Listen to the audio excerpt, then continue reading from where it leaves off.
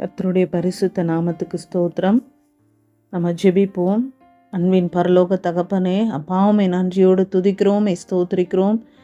ஆண்டவரே, இதோ இந்த நாளிலே நீர் எங்களோடு கூட பேசும்படியாக நாங்கள் ஜெபிக்கிறோம். கர்த்தாவே, நீர் பேசும். ஆண்டவரே, நாங்கள் கேட்கிறோம். இயேசு கிறிஸ்து மூலம் ஜெபிக்கிறோம் எங்கள் ஜீவனுள்ள நல்ல பிதாவே, ஆமேன். கர்த்தருடைய பரிசுத்த நாமத்துக்கு ஸ்தோத்திரம். எனக்கு கொடுக்கப்பட்ட தலைப்பு, கிறிஸ்துவின் சரீரம் ஏன் அடக்கம் பண்ணப்பட வேண்டும். எனக்கு நான் சாட்சியாக சொல்லணும் அப்படின்னு சொன்னால், மிஸ் எல்லாருக்கும் ஷெட்யூல் போட்டிருந்தாங்க, யார் யாரெல்லாம் என்ன பேசணும் அப்படின்னு சொல்லிட்டு. ஏன்னா லாஸ்ட் இயர் நான் ஆப்ரேஷன் முடிஞ்சு எனக்கு இருந்தது. அந்த டைமில் ரெக்கார்ட் பண்ண சொல்லியிருந்தாங்க. நான் ரெக்கார்ட் பண்ணி அனுப்பியிருந்தேன். ஆனால் இந்த வருஷம் எனக்கு எதுவுமே சொல்லலை. ஆனால் எனக்கு ஒரு 2 நாளுக்கு முன்னாடி நான் நினைக்கிறேன், நேற்றா இல்லை அதுக்கு முன்னாடியே எனக்கு ஞாபகம் இல்லை. எனக்கு நான் காலையில் எந்திரிச்சு ஜெபிக்கும் போது நான் இப்போ கொடுங்கூரில் இல்லை, நான் இப்போ மாதவரமில் இருக்கேன். எனக்கு இந்த வீட்டில் அங்கே சில நேரங்களில் நிறைய வசனங்கள்லாம் எனக்கு கேட்கும். இந்த வசனம், இந்த அதிகாரம், இந்த வசனம் அப்படின்னு. ஆனால் இந்த வீட்டுக்கு எனக்கு அந்த மாதிரி எதுவும் எனக்கு தெரியல.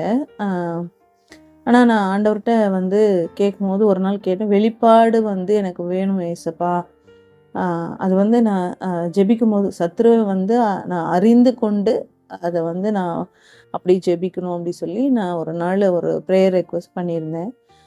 ஸோ எனக்கு திடீர்னு நான் அப்படி காலையில் எந்திரிச்சு ஜெபிக்கும் போது எனக்கு ஒரு வேர்டு நல்லா தெரிஞ்சது. நல்லா அந்த வேர்டு அப்படியே போல்டாலாம் இல்லை, ஆனால் அது எனக்கு நல்லா தெரிஞ்சுது. சரி, நான் அது என்னன்னு எனக்கு தெரியல, ஆனால் எனக்கு அந்த வேர்டு எனக்கு நல்ல ஞாபகத்தில் இருக்குது. ஆனால் எனக்கு அந்த வேர்டை யோசிக்கும் போது கொஞ்சம் பயம் இருந்துச்சு. காலையில் நான் ஹஸ்பண்ட்டை சொல்லிகிட்டு இருந்தேன், இந்த மாதிரி எனக்கு இந்த ஒரு வேர்டு வந்துச்சு அப்படின்னு. அவர் சொன்னார், நீ தான் கொஞ்சம் வாய் பேசுகிறல்ல, அதனால ஆண்டவர் உனக்கு இந்த வேர்டு கொடுத்துருக்குறாரு அப்படின்னு சொல்லி சொன்னார். ஸோ எனக்கு மிஸ் எனக்கு பர்சனலாக எனக்கு அவங்களோட வாட்ஸ்அப்லேருந்து எனக்கு இந்த கிறிஸ்துவின் சரீரம் ஏன் அடக்கம் பண்ணப்பட வேண்டும் அப்படின்னு சொல்லி கொடுத்துருந்தாங்க. ஸோ நான் அப்போது சில வசனங்கள்லாம் நான் எனக்கு ஞாபகத்தில் வந்தது. அதை நான் அப்படியே யோசித்து பார்த்துருந்தேன். இன்றைக்கி நான் சர்ச்சில் போய் உட்கார்ந்த உடனே எனக்கு நான் அன்னைக்கு பார்த்த வேர்டும் எனக்கு இதுவும் எனக்கு ஞாபகத்தில் வந்துச்சு. ஸோ என்ன அந்த வேர்டு அப்படின்னா, அடக்கம் அப்படின்னு அப்படி தான் எனக்கு அந்த வேர்டு எனக்கு தெரிஞ்சிச்சு ஜெபிக்கும் போது. அப்போ தான் எனக்கு ஆண்டவர் வெளிப்படுத்தினார். இன்னைக்கு மிஸ்ஸு சொன்ன அந்த தலைப்பும் நான் பார்த்ததும் அதே தான். அடக்கம் பார்த்தேன் நான். இங்கே கிறிஸ்துவின் சரீரம் ஏன் அடக்கம் பண்ணப்பட வேண்டும் அப்படி சொல்லிட்டு. ஸோ அது ஆண்டவர் எனக்கு ஏன் மிஸ் ஏன் எனக்கு இதை கொடுத்தாங்கன்னு எனக்கு தெரியாது. ஆண்டவர் ஏன் எனக்கு அந்த வேர்டை காட்டினாரோ எனக்கு தெரியாது. ஆனால் இது சம்மந்தப்பட்டிருக்கிறதுனால ஆவியானவர் இடைப்படுகிறார் என்பதை நான் ரொம்ப உணர்றேன். ஸோ இதை நம்ம பார்க்கணும் அப்படின்னா, ஏசாயா 53ஆம் அதிகாரம் 9வது வசனத்தில் நம்ம பார்த்தோன்னா நம்ம எல்லாருக்குமே தெரியும், துன்மார்க்கரோடே அவருடைய பிரேத குழியை நியமித்தார்கள். ஆனாலும் அவர் மரித்தபோது ஐஸ்வர்யவானோடு இருந்தார், அவர் கொடுமை செய்யவில்லை, அவர் வாயில் வஞ்சனை இருந்ததுமில்லை. முதல்ல நம்ம பார்க்குறோம், துன்மார்க்கரோடே அவருடைய பிரேத குழியை நியமித்தார்கள். அப்போ அவர் மரணத்துக்கு ஏதுவாயிட்டார் அப்படின்னு சொல்லி நம்ம பார்க்குறோம். நம்ம எல்லாருக்குமே தெரியும், இயேசுவின் பாடுகள் எல்லாமே தெரியும். ஸோ அதில் பார்க்கும்போது மத்தேயு, மார்க்கு, லூக்கா இது எல்லாத்துலேயுமே ஆண்டவருடைய சரீரம், ஆண்டவர் மரித்த பிறகு அவருடைய சரீரத்தை என்ன பண்ணுறாங்க, யோசேப்பு வாங்கி கொண்டு போய் அதை கல்லறையில் வைக்கிறாங்க. அந்த கல்லறை எப்படி அப்படின்னா, அது இதுவரைக்கும் யாருமே வைக்கப்படாத ஒரு கல்லறை. அது அந்த கொல்கத்தா மலை அருகில் இருக்கிற ஒரு தோட்டத்தில் வச்சாங்க அப்படின்னு சொல்லி நம்ம பார்க்குறோம். ஆனால் யோவான் மட்டும் அவர் என்ன சொல்கிறாரு அப்படின்னா, 19 39 அதில் பார்த்தோன்னா அவர் என்ன பண்ணுறாருன்னா, அந்த அரிமத்தே ஊரானாகிய 38 இவைகளுக்கு பின்பு அரிமத்தே ஊரானாகிய ஊரானும் யூதருக்கு பயந்ததினால் இயேசுவுக்கு அந்தரங்க சீஷனுமாகிய யோசேப்பு இயேசுவின் சரீரத்தை எடுத்துக்கொண்டு போகும்படி பிலாத்தின் இடத்தில் உத்தரவு கேட்டான். பிலாத்து உத்தரவு கொடுத்தான். ஆகையால் அவன் வந்து இயேசுவின் சரீரத்தை எடுத்துக்கொண்டு போனான். ஆரம்பத்திலே ஒரு ராத்திரியில் இயேசுவின் இடத்தில் வந்திருந்த நிக்கோதேமு என்பவன் வெள்ளை போலமும் கரிய போலமும் கலந்து ஏறக்குறைய 100 ராத்தல் கொண்டு வந்தான். அவர்கள் இயேசுவின் சரீரத்தை எடுத்து யூதர்கள் அடக்கம் பண்ணும் முறைமையின்படியே அதை சுகந்த வர்க்கங்களுடனே சீலைகளில் சுற்றி கட்டினார்கள். அவர் சிலுவையில் அறையப்பட்ட இடத்தில் ஒரு தோட்டமும் அந்த தோட்டத்தில் ஒரு காலும் ஒருவனும் வைக்கப்படாதிருந்த ஒரு புதிய கல்லறை இருந்தது அப்படின்னு நம்ம பார்க்குறோம். இதில் நம்ம பார்த்தோம் அப்படின்னா அவர் வந்து அடக்கம் பண்ணப்படுறார். அது வந்து யூதர்களின் முறைமையின்படி அவர் அடக்கம் பண்ணப்பட்டார். கிறிஸ்துவின் சரீரம் அங்கே அடக்கம் பண்ணப்படுகிறது. ஒருவர் வந்து மனிதனாய் பிறந்தா அவர் என்ன பண்ணணும்? ஒரு நாள் மரிக்க வேண்டும். பிதாவாகிய கடவுள் குமாரனாகிய இயேசுவே இந்த உலகத்தில் அவர் பிறக்க வைக்கிறாரு. ஆனால் அவர் வந்து ஒரு பாவமும் அவர் செய்யாத ஒரு கிறிஸ்துவாய் இந்த உலகத்தில் அவர் மரிக்கிறார். யாருடைய பாவங்களுக்காய்? என்னுடைய பாவங்களுக்காய், நம்முடைய பாவங்களுக்காய் அவர் என்ன பண்ணுறாரு? மரிக்கிறார் அப்படின்னு நம்ம பார்க்குறோம். அவர் மரித்து விட்டார் அப்படின்னு நம்ம எந்த வசனத்தில் தெரிஞ்சுக்கிறோம் அப்படின்னா யோவான் 19:33 அவர்கள் இயேசுவினிடத்தில் வந்து அவர் மரித்திருக்கிறதை கண்டு அவருடைய கால் எலும்புகளை முறிக்கவில்லை, ஆகிலும் போர் சேவகரில் ஒருவன் ஈட்டினாலே அவருடைய விலாவில் குத்தினான், உடனே ரத்தமும் தண்ணீரும் புறப்பட்டது அப்படின்னு சொல்லி பார்க்கிறோம். அங்கே என்ன பார்க்குறாங்க அப்படின்னா அவர் வந்து மரித்துட்டாரு, சிலுவையில் வந்து அவர் மரித்து விட்டார் அப்படின்னு. அப்போது பிலாத்து கேட்குறாரு, இவ்வளோ சீக்கிரமாக அவர் வந்து மரிச்சிட்டாரா அப்படின்னு சொல்லி அவர்கிட்ட கேட்குறாங்க. அப்போது ஒருவேளை அவரை வந்து அடக்கம் பண்ணப்படலை அப்படின்னு நீங்கள் வச்சுக்கோங்களேன். அவர் சிலுவையில் தான் அவர் தொங்கின்னு இருக்காரு, கொஞ்சம் நேரம் ஆகுது, அவர் மரிக்கலை அப்படின்னா மத்திய 27 பார்த்தோன்னா அங்கே சொல்லப்படுது அவரை என்ன பண்ணுறாங்களாம்.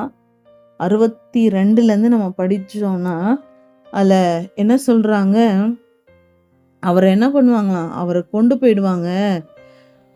அவரை அந்த ஆயத்த நாளுக்கு பின்னான மறுநாளில் பிரதான ஆசாரியரும் பரிசேயரும் பிலாத்தின் இடத்தில் கூடி வந்து, ஆண்டவனே, அந்த எத்தன் உயிரோடு இருக்கும்போது 3 நாளைக்கு பின்பு எழுந்திருப்பேன் என்று சொன்னது எங்களுக்கு ஞாபகம் இருக்கிறது.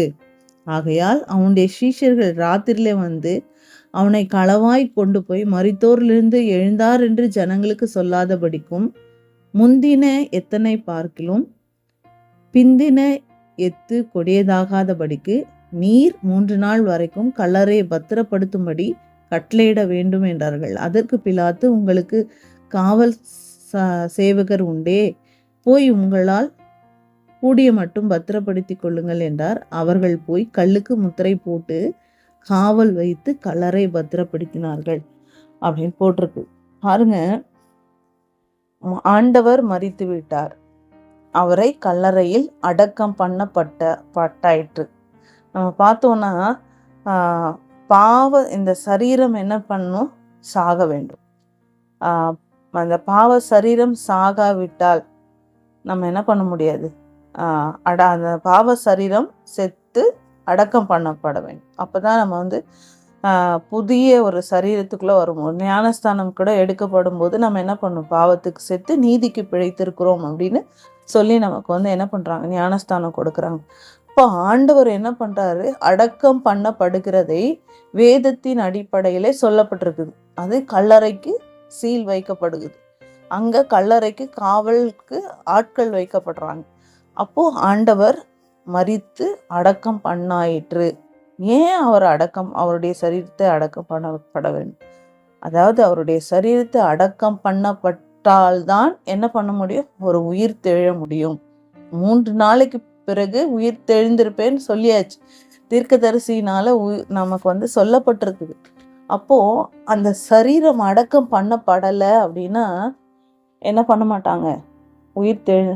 எழுந்திருக்க முடியாது. அப்போ அது வந்து என்னது? அடக்கம் பண்ணப்படுறது வந்து விதி. ஏன்னா யூதர்களின் முறைமையின்படி அடக்கம் பண்ணப்பட்டாங்க அப்படி சொல்லி நம்ம பார்க்கிறோம். நம்முடைய பாவங்களை சுமந்த இயேசு முழுமையான ஒரு மனித மரணத்தை அடக்கம் பண்ணப்படுவதை அவர் என்ன பண்ணார், அனுபவிச்சார். ஒருவேளை அடக்கம் பண்ணப்படலை அப்படின்னா உயிர்த்தெழுதல் இல்லை. கிறிஸ்து அடக்கம் பண்ணப்பட்டது, அவர் நிஜமாகவே உண்மையாகவே மரணத்தை அவர் என்ன பண்ணார், அடக்கம் பண்ணப்பட்டதுனால்தான் மரணத்தை அவர் ஜெயித்தார் என்பதை என்ன பண்றாங்க, நிரூபிக்கிறாங்க. இது ஒரு முக்கிய ஒரு சான்று. சயின்டிஃபிக்காக பார்த்தா கூட அது என்னது உறுதிப்படுத்தியிருக்கிறாங்க. உயிர்த்தெழுதல வரலாற்று உண்மை என்ன பண்றாங்க, நிரூபிக்கிறாங்க. கிறிஸ்து அடக்கம் பண்ணப்படுவது என்னது இதனால அவசியமா இருக்குது. உயிர்த்தெழணும் அப்படின்னா கிறிஸ்துவின் சரீரம் அடக்கம் பண்ணப்பட வேண்டும். அப்படி அடக்கம் பண்ணப்படலை அப்படின்னா அவரை என்ன பண்ண முடியாது, உயிர்த்தெழ முடியாது. இன்னைக்கு நம்மளுடைய வாழ்க்கையில எதெல்லாம் காரியங்கள் அடக்கம் பண்ணப்பட வேண்டும் அப்படின்னு நம்ம பார்த்தோம்னா, ஆண்டவருக்கு பிரியமில்லாத காரியங்கள். இன்னைக்கு எங்க ஹஸ்பண்ட் எனக்கு சொன்னாங்களே, இதுல நீ அடக்கம் பண்ணப்பட வேணும் அப்படின்னு சொல்லி. ஒவ்வொருத்தரும், நாம யாருமே பாவம் செய்யாதவங்க இல்லை. எல்லாரும் பாவம் செய்து தேவ மகிமை அற்றவர்கள் ஆனார்கள் அப்படின்னு தான் வசனம் சொல்லியிருக்கு. ஒருவனும் நீதிமான் அல்ல. ஸோ நம்ம எந்த காரியத்திலலாம் அடக்கம் பண்ணப்பட வேண்டும் அப்படின்னு நாம யோசிக்கணும். அப்படி நம்ம அடக்கம் பண்ணப்பட்டால் ஒழிய நம்முடைய வாழ்க்கையில உயிர்த்தெழுதல் இல்லை. ஆண்டவரே, எனக்கு இந்த காரியத்துல ஒரு உயிர் மீட்சி இல்லையே, நான் எப்படி இருக்கிறேனே. நான் ஆண்டவர் பாருங்க, எசேக்கியேல்ல அவருக்கு சொல்றாரு, இந்த எலும்புகளை பார்த்து நீ என்ன பண்ணு, நீ தீர்க்க தரிசனம் முறை அப்படின்னு சொல்றாரு. அப்ப தீர்க்க தரிசனம் உரைக்கும் போது எலும்புகள் எல்லாம் அங்கங்கே அந்த பாளையத்துல நிறைய இடங்கள்ல இருக்குது. ஆனா அவர் தீர்க்க தரிசனம் உரைக்கும் போது அது எல்லாமே பாருங்க, அந்த எலும்போடு ஒவ்வொன்றும் இப்போ ஒரு சரீரத்தோட எலும்பு எங்கெங்கேயோ கிடந்திருக்கும். ஆனா அது எல்லாமே ஒன்று சேர்ந்து உயிர் அடைந்து, ஆனா அதுக்கு ஆவி இல்லை. இப்படி ஆவி இல்லாத போது ஆவியை ஊத சொல்றாரு, அது எல்லாம் உயிர் பெற்று ஒரு பெரிய சேனையாய் நிற்கிறது அப்படின்னு நம்ம பார்க்குறோம்.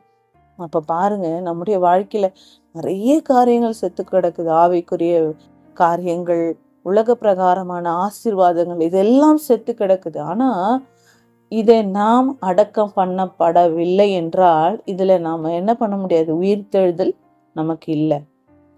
அப்படி நமக்கு அந்த உயிர்த்தெழுதல் வேண்டும் அப்படின்னா நம்ம இந்த காரியங்களை அடக்கம் பண்ணப்படும். யாருக்குள்ள, ஆண்டவருக்குள்ள நாம என்ன பண்ணணும், அதை அடக்கம் பண்ணி விட்டுறணும். அப்படி அடக்கம் பண்ணி விட்டுட்டு அதை நம்ம தொடரக்கூடாது. அப்படி அடக்கம் பண்ணி விட்ட பிறகு ஆண்டவர் அந்த காரியங்களிலே நமக்கு ஒரு உயிர்த்தெழுதலை உண்டு பண்ணுவார். உலக பிரகாரமாகவும் வேதத்தின் பிரகாரமாகவும் அறிவியல் ரீதியாகவும் இயேசு கிறிஸ்து என்ன பண்ணாரு, அடக்கம் பண்ணப்பட்டார், உயிர்த்தெழுந்தார். ஸோ அடக்கம் பண்ணப்படுவது அவசியம். அது கிறிஸ்துவின் சரீரம் அது செத்ததே ஆகில்தான் என்னது, அது பலனை கொடுத்ததாய் இப்ப இருக்கிறது. கோதுமை மணி ஆனது என்னது, நிலத்தில் விழுந்து சாகாவிட்டால் அது என்ன பண்ணது, பலன் கொடுக்காது. அது போல ஆண்டவர் நமக்காய் அவருடைய சரீரத்தை என்ன பண்ணியிருக்கிறாரு, அவர் மண்ணில விதைத்திருக்கிறார் அப்படின்னு நம்ம பார்க்கிறோம். அப்ப பாருங்க நாம என்ன பண்றோம். அப்ப நம்முடைய காரியங்கள் நாம என்ன பண்ணணும், ஒப்பு கொடுத்து விடணும். ஆண்டவருக்குள்ள நம்ம அடக்கம் பண்ணப்பட வேண்டும். அப்படி அடக்கம் பண்ணப்பட்டால் நாம உயிர்த்தெழுதலை நிச்சயமாய் நம்முடைய வாழ்க்கையில நாம காணுவோம். அவர் உயிர்த்தெழவிட்டால் நாம இந்த நாட்களில அவருடைய பாடுகளை நம்ம நினைவு கூற முடியாது. அவருடைய மரணத்தை நினைவு கூற முடியாது. அவர் ஜீவனுள்ள தேவன் என்பதை நம்ம மற்றவர்களுக்கு சொல்ல முடியாது. நாம மட்டும்தான் ஜீவனுள்ள தேவனை நாம வணங்குகிறவர்களாக இருக்கிறோம். இன்னைக்கு ஆண்டவர் அந்த சரீரம் அடக்கம் பண்ணப்படலை அப்படின்னா உயிர்த்தெழுதல் இருந்திருக்காது. உயிர்த்தெழுதல் இல்லை அப்படின்னா நாம் எல்லாம் இந்த ஜீவனுள்ள தேவனை வணங்கியிருக்க முடியாது. ஆண்டவர் அதற்கு தான் நம்முடைய தேசத்திற்கு, நம்முடைய சென்னை பட்டணத்திற்கு அவருடைய சீஷர் இங்கே அவர் சாட்சியாய் மரித்திருக்கிறார். அவர் இங்கே அடக்கம் பண்ணப்பட்டிருக்கிறார், தோமா. ஸோ இப்போ அந்த தோமா அடக்கம் பண்ணப்பட்டதுனால நிறைய ஆண்டவரை ஏற்றுக்கொண்டவர்கள் நிறைய பேர் உண்டு. ஸோ அவர் சரீரத்தை பிதாவுக்காய் அவர் ஒப்பு கொடுத்து அவர் அடக்கம் பண்ணப்பட்டதுனால உயிர் தெழுந்து இப்போ பிதாவினிடத்தில் நமக்காய் அவர் என்ன பண்ணுறார், பரிந்து பேசி கொண்டிருக்கிறார். ஸோ அதனால் கிறிஸ்துவின் சரீரம் அடக்கம் பண்ணப்பட வேண்டும்.